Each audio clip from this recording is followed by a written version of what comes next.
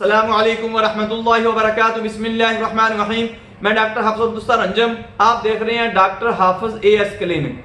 दोस्तों, blood clot disease जो होती है वो दो किस्म की होती है। एक तो हमारी जो शरियानें होती हैं, आर्टरीज जिनको कहा जाता है, वो खून किसी आर्गन की तरफ लेकर जाती हैं, और दूसरी जो होती हैं वो हमारी वेन्स होती हैं, वरीदे होती हैं, वो किसी आर्गन से खून वापस लेकर आती हैं।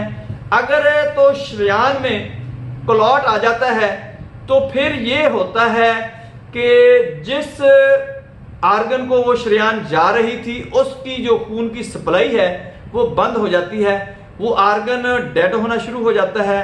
पहले वीक होता है, फिर जब उसको ऑक्सीजन प्रोवाइड नहीं होती, ब्लड की सर्कुलेशन नहीं होती उसमें, तो वो डेड हो जाता है, डैमेज हो जाता है। जब किसी वरीद में, वेन्स में कोई क्लॉट आता है तो चूंकि उसमें खून वापस आ रहा होता है, तो क्लॉट आने की वजह से वहीं पर खून रुकना शुरू हो जाता है।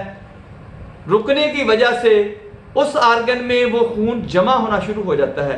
जो कोई पीछे से खून तो पूरी मिकदार में आ रहा है, वो ही उसकी सर्कुलेशन है, लेकिन आगे जाने वाली जो सप्लाई है वो बंद हो चुकी है।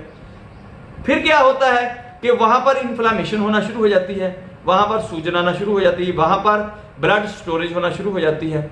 यहां तक कॉम्प्लिकेशन बन जाती है कि वहां पर उस आर्गन का फटने का डर होता है, वहां पर ब्लीडिंग होने का डर होता है कि यहां पर ब्लीडिंग होगी, नई कॉम्प्लिकेशन पैदा हो जाएगी। ये भी इंतहाई खतरनाक होता है। दोस्तों, अगर खुदा ना खास्ता इस किस्म का मसला आपको किसी को दरपेश हो, क्योंकि क्लॉट आपकी आंख की सप्लाई को आ सकता है, आपकी आंख की जो सप्लाई वापस जा रही है उसमें आ सकता है, आपके जबड़े की सप्लाई को हो सकता है, आपके जबड़े की जो वापसी खून जा रहा है उसको हो सकता है, आपके ब्रेन में हो सकता है, आपके हार्ट में हो सकता है, आपके लंग्स में हो सकता है, आपकी किडनीज में हो सकता है, आपके बाजुओं को हो सकता है, आपकी टांगों लेग्स को हो सकता है, आपकी बोन्स की जो सप्लाई है उसको हो सकता है। क्लॉट कहीं भी हो सकता है।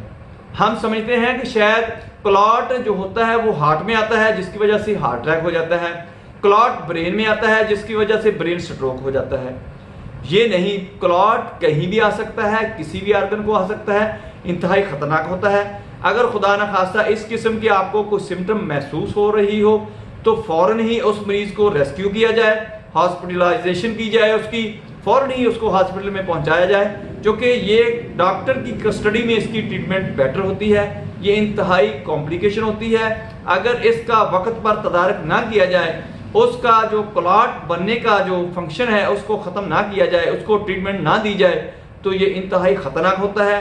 बंदा एक्सपायर होने के 95% चांस होते हैं कि ये बंदा सर्वाइव नहीं कर सकेगा। इसलिए दोस्तों, अगर इस किस्म का कोई मसला आपको सिम्टम महसूस हो रही हो तो फौरन ही हॉस्पिटल पहुंचने की कोशिश करें या पहुंचाने की कोशिश करें। दोस्तों, मेरी वीडियो पसंद आए इसको लाइक करें, दोस्तों रिश्तेदारों में शेयर करें, बेल आइकन को प्रेस करें, मेरे चैनल को सब्सक्राइब करें। अपना ख्याल रखें, stay connected, stay happy, stay healthy. Allah हाफिज, अस्सलाम वालेकुम।